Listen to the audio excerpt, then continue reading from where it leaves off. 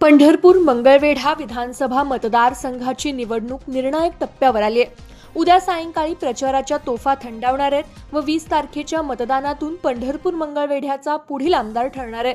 मात्र सध्या पंढरपूर मंगळवेढा मतदारसंघातील राजकीय वातावरण ढवळून निघालंय।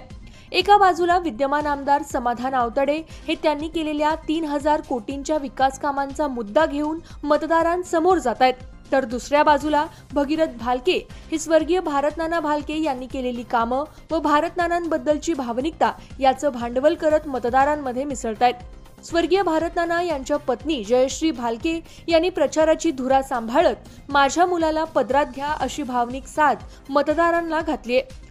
पोटनिवडणुकीत भालकेंना मोठी भावनिकता असतानाही समाधान आवताडे यांना आमदार करण्याची जबाबदारी परिचारक यांनी घेतली होती। आताही परिचारक यांनी पक्षश्रेष्ठींना आवताडे यांना पुन्हा निवडून आणण्याचा शब्द दिलाय।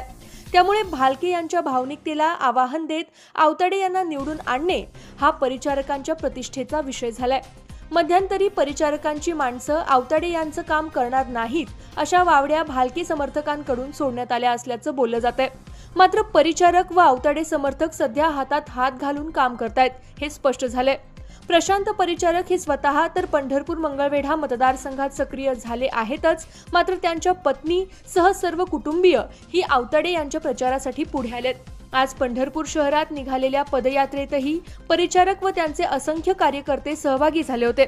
त्यामुळे परिचारक हे प्रामाणिकपणे आवताडे यांचं काम करताना दिसतायत। भालके यांच्या व्यासपीठावरून सातत्याने मतदारांना भावनिक केलं जात आहे, मात्र मतदारांना भालके भावनिकतेपेक्षा विकासावर बोलणं जास्त अपेक्षित आहे, मात्र तसं होताना दिसत नाही। त्यामुळे आगामी काळात मतदार भावनिकतेकडे झुकणार की विकास कामांच्या मागे जाणार याचं चित्र स्पष्ट होणार आहे।